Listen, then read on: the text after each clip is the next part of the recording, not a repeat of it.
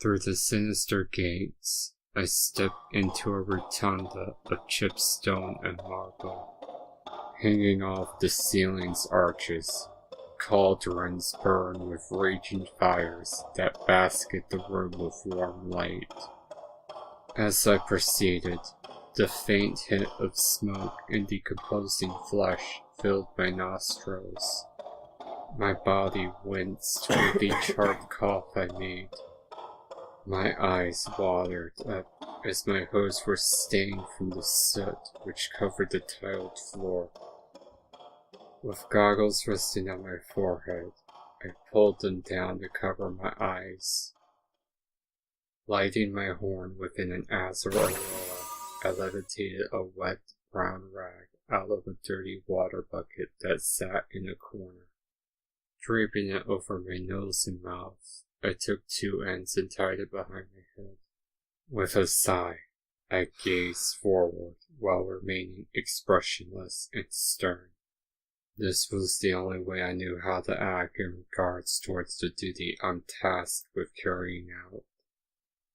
Cloaked in black, rugged leather, I'm known simply as the Royal Executioner. I'm the last pony any criminal sees before they meet their end. I control their fate and death. It's not a glamorous job, or one I think about often. As grim as it may sound, I don't care about who I'm killing, why they were sentenced to death, or how they are killed. I just collect my bits, kill, wash the blood off, and then go home. Witnessing death countless times washes away the senses carelessly. I've grown dull to the act of watching blood stain the floor while the weapon of choice cuts through the flesh of the guilty. I personally don't obtain an emotional high or thrilling rush of excitement from a blade severing the head or torso of another equine. It's not my fetish, and I find that idea quite uncivil and ludicrous. I just do my job and mercilessly kill the guilty. As he lies on a table of wood in the middle of the room, his hooves are strapped down by ropes which stretched him out. His eyes were covered by a blanket until I approached him and removed it. Opening his eyes and adjusting them, the pony gazed up and stared directly at a mechanism suspended a few feet above his stomach. A sudden cold sweat ran down his face while he breathed in deeply and coughed. Chosen by the judge of his trial, for the first time he saw Equestria's infamous pendulum. The blade's sharpened metal shined in the light while it lightly swung. The pony's eyes grew wide while he clenched his hoofs tight and bit down on the cloth that gagged his mouth. Tears began to roll from his sorrow-filled eyes as the sudden realization of his situation had overwhelmed him. He felt shock, terror, and mercy simultaneously rushing through his senses. This left him coughing, gasping, and screaming while sweat blackened his brown coat.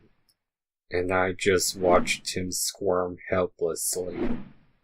A moment had passed by before the nerves within his body began to settle down. His eyes still twitched, switching between the pendulum and I. Even though his voice was muttered by the claw, the pony tried to shout at me. It was pointless. With my experience, I knew what he was already yelling about. Why haven't I killed him yet? Life itself is a gift. The point to it is to live for every moment you're given. Believe it or not, there's still a part of me that's echoing. There's still a part of me that shows pity for those who are sentenced to death. It's a fate no one wants to face in their life, but there comes a time when we must embrace it. While I've come to terms with my eventual death, I at least give the criminals a chance to do the same. Frozen in place, I glared at him while my hook firmly grasped a rope. I patiently waited for him to settle down. A few minutes had passed, and the criminal went from squirming within his bonds to laying on the table motionless. His eyes remained fixated on the pendulum. He knew death was coming for him. It was just a matter of when. An hour had passed by, and the liveliness of the equine had been silenced. His breathing slowed down as the grip of his hooves on the ropes had loosened. His eyes were closed, while a tear dripped to the floor. Broken and weary, the equine coughed, sighed, and then opened his watery eyes. Looking at me, I felt the defeat within him and the circumstances of his anguish. He didn't want to, yet he knew it had to happen. The criminal knew it was time for him to die. That's when I pulled on the rope. The pendulum began to build momentum, swinging fiercely from side to side. As the blade swished with each pass, the wood holding the mechanism creaked. It produced a sound similar to a ticking grandfather clock. Pulling down on another rope, I slowly lowered the blade and watched the equine take his final breaths. The blade grazed his stomach. Blood spilled onto him. The equine flinched from the pain while his eyes focused on the cut. This pass sliced him open.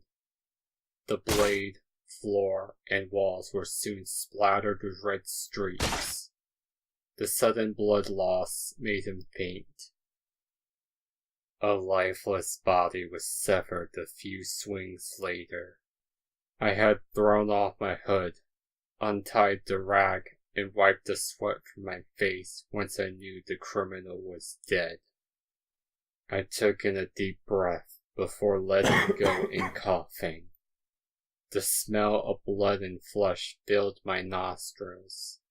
I quickly levitated a fresh rag and covered my nose and mouth once more. On my command, masked guards came in to clean up the scene and escort the body to the morgue.